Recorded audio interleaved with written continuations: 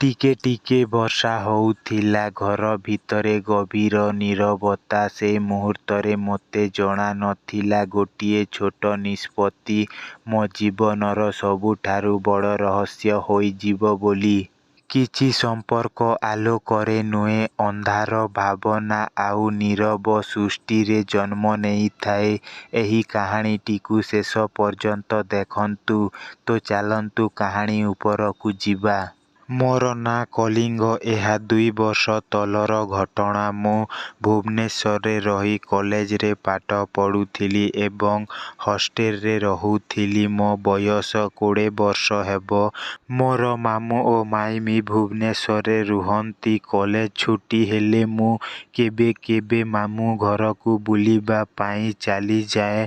ମାମୁଁ ବାହାରେ କାମ କରୁଥିବା କାରଣରୁ ସେ ପ୍ରାୟ ସମୟ ବାହାରେ ରୁହନ୍ତି ଏବଂ 4-5 ଦିନରେ ଥରେ ଘରକୁ ଆସନ୍ତି। ତେଣୁ ମାଇଁ ଓ ତାଙ୍କର ଗୋଟିଏ ଛୋଟ ପୁଅ ଏକା ରୁହନ୍ତି 2 ଜଣ। ମୁଁ ଗୋଟେ ଦିନ ବୁଲିବା ପାଇଁ ଯାଇଥିଲି ମାଇଁ ଘରକୁ। ମାଇଁ କହିଲେ, କଳିଙ୍ଗ ଭଣଜା, ସୌରଭ ମାଇଁଙ୍କର ପୁଅ କିଛି ପାଠ ପଢୁନି, ତୁମେ ତାକୁ ଟିକେ ଟ୍ୟୁସନ କର। ଆଉ ତୁମେ ବି ତ ଭଲ ପାଠ ପଢୁଛ ବୋଲି ମୋତେ କହିଲେ। ମୁଁ ପିଲାମାନଙ୍କୁ ବି ଟ୍ୟୁସନ କରୁଛି, ତେଣୁ ସୌରଭକୁ ବି ଟିକେ ଦେଖିଲା ଭଳିଆ ହେବ। ମୁଁ ମନା କରିପାରିଲି ନାହିଁ। ଠିକ୍ ଅଛି କହି ସେ ଦିନ ମୁଁ ହଷ୍ଟେଲକୁ ଚାଲି ଆସିଲି। 3 ଦିନ ପରେ ସନ୍ଧ୍ୟା ସମୟରେ ମୁଁ ଗଲି ସୌରଭକୁ ଟ୍ୟୁସନ କରିବାକୁ। ଏମିତି କିଛି ଦିନ ସୌରଭକୁ ଟ୍ୟୁସନ କଲି। ଗୋଟେ ଦିନ ଟ୍ୟୁସନ ସରିବା ବେଳକୁ ବର୍ଷା ହଉଥିଲା। ତେଣୁ ମାଇଁ କହିଲେ, ବର୍ଷା ହଉଛି, ଆଜି ରହିଯାଅ, ସକାଳୁ ଚାଲିଯିବ ହଷ୍ଟେଲକୁ। ମୋର ଆଉ କିଛି ଉପାୟ ବି ନଥିଲା। ବାଧ୍ୟ ହୋଇ ରହିଗଲି। ଆଉ ସେ ଦିନର ଲାଗି ମାମୁଁ ବି ଘରେ ନଥିଲେ। ତେଣୁ ଆମେ 3 ଜଣ ଗୋଟେ ରୁମରେ ଶୋଇପଡ଼ିଲୁ। ମୋର ଟିକେ ଡେରିରେ ଶୋଇବା ଅଭ୍ୟାସ ଥିଲା, ତେଣୁ ମୁଁ ଟିଭି ଦେଖୁଥିଲି। ମାଇଁ ଓ ସୌରଭ ବେଡ୍ରେ ଶୋଇଥାନ୍ତି। ମୁଁ ତଳେ ଶୋଇକି ଟିଭି ଦେଖୁଥିଲି। କିଛି ସମୟ ପରେ ମାଇଁ ଉଠିଲେ ବାଥରୁମ୍ ଯିବାକୁ ଓ ମୋତେ କହିଲେ, ଭଣଜା ଶୋଇନ, ଏତେ ଟାଇମ୍ ହେଲାଣି, ଶୋଇପଡ଼। ତାପରେ ମୁଁ କହିଲି, ନାଇଁ ମାଇଁ, ନିଦ ଲାଗୁନି ତ, ସେଥିପାଇଁ ଟିକେ ଟିଭି ଦେଖୁଛି। ତାପରେ ମାଇଁ ବାଥରୁମ୍ ଚାଲିଗଲେ। ଆଉ ବାଥରୁମ୍ରୁ ଆସିବା ପରେ ମଜାକରେ କହିଲେ, ଭଣଜା ଏକା ଶୋଇବାକୁ ଭଲ ଲାଗୁନି କି? ତାପରେ ମୁଁ କହିଲି, ନାଇଁ ମାଇଁ, ସେମିତି କିଛି କଥା ନାହିଁ। ତାପରେ ମାଇଁ କହିଲେ, ଝିଅ ସହିତ କଥା ହେଉନି କି, ସେଥିପାଇଁ ନିଦ ଲାଗୁନି। ତାପରେ ମୁଁ ସକ୍ ହୋଇଗଲି। ମାଇଁ, ଏମିତି କିଛି କଥା ନାହିଁ।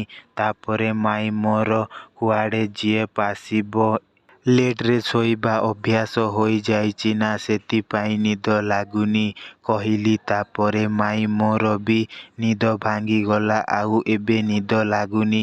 ଏମିତି ବହୁତ କିଛି କଥା ହେଲୁ ରାତି 2:30 ପର୍ଯ୍ୟନ୍ତ।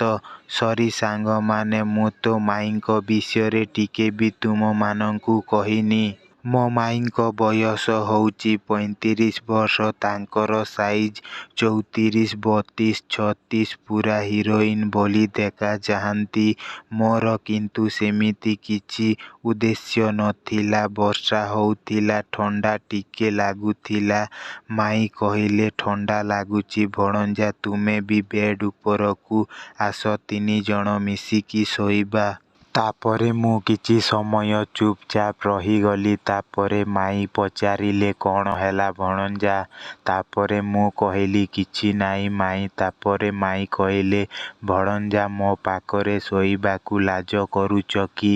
ତାପରେ ମୁଁ କିଛି ନ କହି ଯାଇ ଖଟରେ ଶୋଇପଡ଼ିଲି। ତାପରେ କିଛି ସମୟ ପରେ ମାଇଁ ମୋ ଉପରେ ହାତ ରଖିଦେଲେ। ମୁଁ କିଛି ରିଆକ୍ଟ ନ କରୁଥାଏ। ମାଇଁ ତାପରେ ଭାବିଲେ ମୁଁ ଶୋଇପଡ଼ିଛି, ତେଣୁ ସେ ମୋ ଗୋଟେ ହାତ ନେଇ ତାଙ୍କ ଦୁଧ ଉପରେ ରଖିଦେଲେ। ମୁଁ କିଛି ବି ରିଆକ୍ଟ କରୁନଥାଏ, କିନ୍ତୁ ଦୁଧରେ ହାତ ରଖିଲା ପରେ ମୋ ବାଣ୍ଡ ଟାଣ ହୋଇଗଲା। ତାପରେ କିଛି ସମୟ ପରେ ସେ ମୋ ବାଣ୍ଡ ଉପରେ ହାତ ମାରିବାକୁ ଲାଗିଲେ। ପରେ ମୋ ପ୍ୟାଣ୍ଟ ଭିତରେ ହାତ ସମାଇ ବାଣ୍ଡକୁ ହଲେଇବାକୁ ଲାଗିଥିଲେ। ମୁଁ ଟିକେ ଇଆଡ଼େ ସିଆଡ଼େ ହେଇଗଲି। ସେ ଟିକେ ଡରିଗଲେ ଓ ହାତ ବାହାର କରିନେଲେ। ମୋ ମନ ଫିକା ପଡ଼ିଗଲା। ଭାବିଲି ମାଇଁ ତ ଗରମ ହେଇକି ଅଛନ୍ତି, ନିଜ ଆଡ଼ୁ ଟିକେ ଚେଷ୍ଟା କଲେ କାମଟା ବନିଯିବ। ତାପରେ କିଛି ସମୟ ପରେ ନ ଜାଣିଲା ଭଳି ମାଇଁଙ୍କ ଦୁଧ ଉପରେ ହାତ ରଖିଦେଲି। ସେ କିଛି କହିଲେନି। ସେ ବି ଜାଣିଥିଲେ ଯେ ମୁଁ ଶୋଇନାହିଁ ବୋଲି, କିନ୍ତୁ କେହି କାହାକୁ କିଛି କହୁନଥିଲୁ। ଯଦି ମୁଁ କଲେ ମାଇଁ ଖରାପ ଭାବିବେ ଓ ମାମୁଁଙ୍କୁ ସବୁ କଥା କହିଦେବେ ବୋଲି ମୋ ଗାଣ୍ଡି ଫାଟି ଯାଉଥିଲା। ତେଣୁ ସେ ଦିନ କିଛି କରିପାରିଲି ନାହିଁ। ଯାହା ଖାଲି ଦୁଧ ଚିପା ଚୁପି ହେଲା, ଆଉ କିଛି ହେଇନି। ତାପରେ କିଛି ସମୟ ପରେ ଦୁହେଁ ଶୋଇ ପଡ଼ିଲୁ। ସକାଳୁ ମାଇଁ ଜଲ୍ଦି ଉଠି ସୌରଭକୁ ସ୍କୁଲ ପାଇଁ ରେଡ଼ି କରି ତାଙ୍କୁ ଛାଡ଼ିବାକୁ ଗଲା ପରେ ମୋତେ ଉଠେଇଲେ। ମୁଁ କିଛି କହିପାରୁନଥିଲି ରାତିର ଘଟଣାକୁ ନେଇ। ମାଇଁ ଟିଫିନ୍ କରିଥିଲେ। ମୁଁ ଫ୍ରେଶ୍ ହୋଇ ଟିଫିନ୍ କରିବା ବେଳେ ମାଇଁ ଆସି ମୋ ପାଖରେ ବସିଲେ ଓ ମୋତେ ପଚାରିଲେ, ଭଣଜା ରାତିରେ ନିଦ ଲାଗୁନଥିଲା କି? ମୁଁ କହିଲି, ନାଇଁ ମାଇଁ, ମୁଁ ତ ଜଲ୍ଦି ଶୋଇଗଲି। କ'ଣ ହେଲା କି ରାତିରେ? ତାପରେ ମାଇଁ କହିଲେ, ନାଇଁ ଭଣଜା, କିଛି ହେଇନି। ତାପରେ ମୁଁ କହିଲି, ହଉ ମାଇଁ, ମୁଁ ଯାଉଛି, ମୋତେ କଲେଜ ଯିବାକୁ ଲେଟ୍ ହୋଇଯିବ। ତାପରେ ମାଇଁ ଟିକେ ରୁହ, ମୁଁ ଗାଧେଇ ସାରିକି ଆସୁଛି, ଯିବ?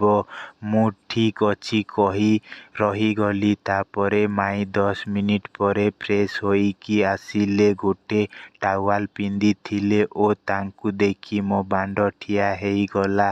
ଆଉ ପୂରା କଣ୍ଟ୍ରୋଲ ବାହାରେ। ତଥାପି ମୁଁ କଣ୍ଟ୍ରୋଲରେ ଥିଲି। କିଛି ସମୟ ପରେ ମୁଁ ହଷ୍ଟେଲକୁ ଚାଲି ଆସିଲି। ମାତ୍ର ସେଦିନ ଆଉ କଲେଜ ଗଲି ନାହିଁ। ଖାଲି ମାଇଁଙ୍କ କଥା ଭାବି 2 ଥର ମୁଠି ମାରି ପାଣି ବାହାର କଲି ଓ ହାଲିଆ ହୋଇ ଶୋଇପଡ଼ିଲି। 3ଟା ବେଳକୁ ଫୋନ୍ ଆସିଲା। ଦେଖିଲି ତ ମାଇଁ ଫୋନ୍ କରିଥିଲେ ଓ କହିଲେ, କି କଲିଙ୍ଗ ଭଣଜା, ଆଜି ସନ୍ଧ୍ୟାରେ ଫିଲ୍ମ ଦେଖିବାକୁ ଯିବା ବୋଲି ମୋତେ କହିଲେ। ମୁଁ କିଛି ଚିନ୍ତା ନ କରି ହଁ କରିଦେଲି ଓ ଠିକ୍ 5ଟାରେ ଆମେ ବାହାରିଗଲୁ ଫିଲ୍ମ ଦେଖିବା ପାଇଁ। ଫିଲ୍ମ ଦେଖିକରି ଆସିଲା ପରେ ଯାହା ହେଲା ମୁଁ ଆପଣମାନଙ୍କୁ ପାର୍ଟ 2ରେ କହିବି। ପ୍ରଥମ ଷ୍ଟୋରୀ କେମିତି ଲାଗିଲା ନିଶ୍ଚୟ କମେଣ୍ଟ କରି ଜଣାନ୍ତୁ। ଆପଣମାନଙ୍କ ପାଇଁ ପାର୍ଟ 2 ଜଲ୍ଦି ଆସୁଛି। ସେଥିପାଇଁ ଭିଡ଼ିଓଟିକୁ ଲାଇକ୍, ସେୟାର ଆଉ ଚ୍ୟାନେଲଟିକୁ ସବସ୍କ୍ରାଇବ୍ କରି ରଖନ୍ତୁ।